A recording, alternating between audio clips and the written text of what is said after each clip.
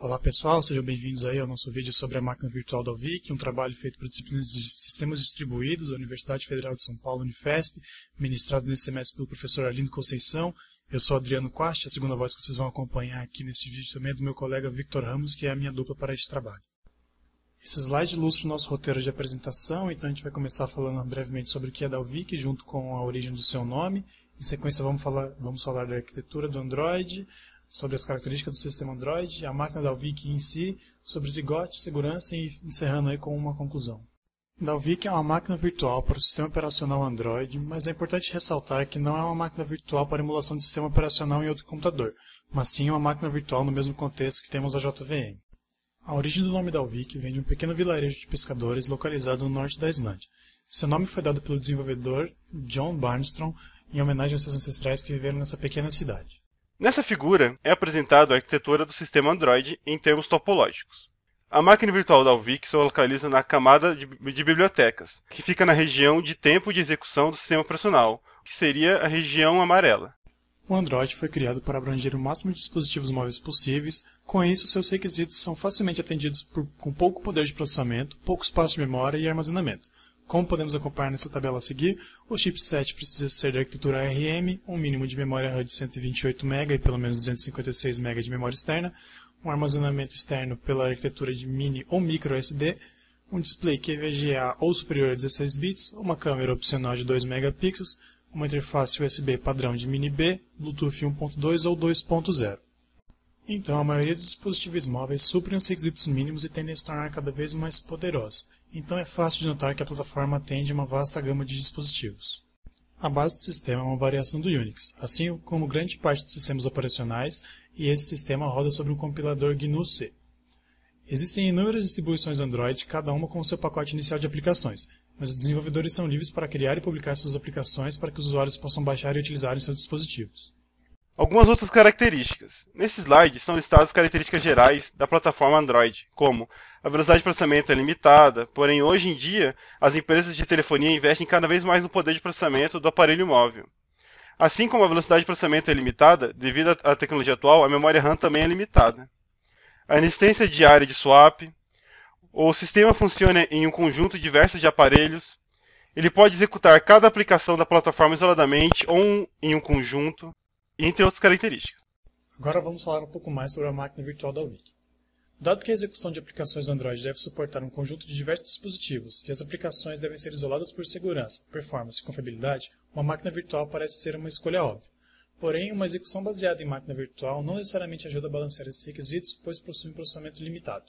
Para lidar com esses requisitos conflitantes, cada aplicação Android rodará em seu processo e com sua própria instância na máquina virtual da UVIC, que roda de forma eficiente múltiplas máquinas virtuais.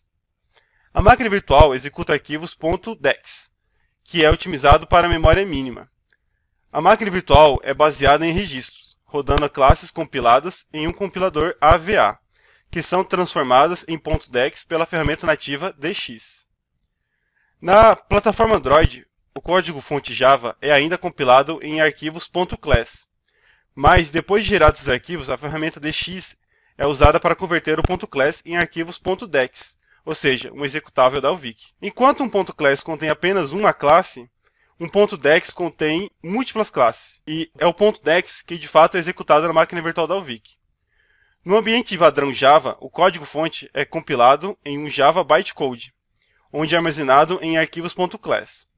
Os arquivos .class são lidos pela JVM em tempo de execução. Cada classe do código Java resultará em um arquivo .class. Isso significa que se você tiver um arquivo fonte.java que contém 5 classes, o processo de compilação produzirá 5 arquivos .class. O arquivo .dex é utilizado no uso de memória e o padrão é orientado para o compartilhamento de dados. O formato .dex usa espaços de armazenamento constantes de tipo específico e compartilhado como principal mecanismo para conservar memória. No arquivo .class, cada classe tem seu próprio espaço de armazenamento privado, constante e heterogêneo. Ele é heterogêneo no sentido de todos os tipos de constantes, campos, variáveis e classes. São todos misturados, contrastando com os arquivos .dex, que contêm muitas classes. E todas elas compartilham o mesmo espaço de armazenamento. Assim, a duplicação de constantes no formato .class é eliminada no formato .dex. Para ilustrar os dados significativos de memória do espaço de armazenamento constantes, vejamos a tabela a seguir. Nessa tabela, podemos ver, por exemplo, uma aplicação web onde o arquivo .jar comprimido diminui para 49% do tamanho original. Já o arquivo DEX não comprimido diminui para 44% do tamanho do arquivo original, ou seja, no .dex o arquivo vai ficar muito mais comprimido do que ele estaria no .class. Agora eu vou falar sobre Zygote. Uma vez que cada aplicação é executada em sua própria instância da máquina virtual, essas instâncias devem ser capazes de executar rapidamente quando a nova aplicação é lançada na memória. O Android utiliza o conceito de Zygote para habilitar o compartilhamento de código das instâncias e prover uma rápida inicialização de uma nova instância da máquina virtual. O Zygote é um processo da máquina virtual que começa a rodar no momento da inicialização do sistema. Uma vez iniciado, o Zygote esperará requisições de sockets provenientes de processos em execução, indicando que há a necessidade de criar uma nova instância Zygote. Quando as classes são escritas, a memória de um processo Zygote compartilhado é copiada para o processo filho de aplicação de máquina virtual. Esse comportamento de cópia e escrita permite maximizar o compartilhamento de memória, enquanto proíbe aplicações de interferirem umas nas outras. Segurança. A arquitetura de segurança do Android garante que nenhuma aplicação, por padrão, tem permissão de executar qualquer operação que tenha impacto adverso em outra aplicação, ou no sistema operacional, ou em um usuário. Essas características são implementadas em nível de sistema operacional e não na máquina virtual da Dalvik. Para endereçar restrições de memória e permitir rápida inicialização de aplicações, a Dalvik compartilha a biblioteca somente de leitura de núcleo entre processos da máquina virtual. Esses compartilhamentos são feitos com segurança, de maneira que é dado permissão de leitura aos processos, mas não de edição. Conclusão. A escolha da Google em implementar sua própria máquina virtual não padronizada parece razoável do ponto de vista técnico, mas pode-se perguntar se não seria interessante o trabalho com a Java Community Process, ou JCP, de maneira a preparar um melhor futuro para a plataforma JME, Java Micro Edition. Mas dado o ritmo lento na evolução dos padrões, a competitividade de mercado pode ter falado mais alto. Também posso concluir que a Apple, com o iPhone, vem evoluindo em ritmo frenético, e pode ter forçado a Google a adotar a independência da máquina virtual de sua plataforma. As referências: esse vídeo foi baseado no documento de Dalvik Virtual Machine, de David Ehringer, publicado em março de 2010, e no vídeo feito em 2012 pelos alunos dessa mesma matéria. Gostaria de agradecer ao professor Arlindo pela oportunidade ao realizar esse seminário, o qual posso dizer que foi de muita utilidade para mim, pois pude entender o que é a máquina virtual Dalvik.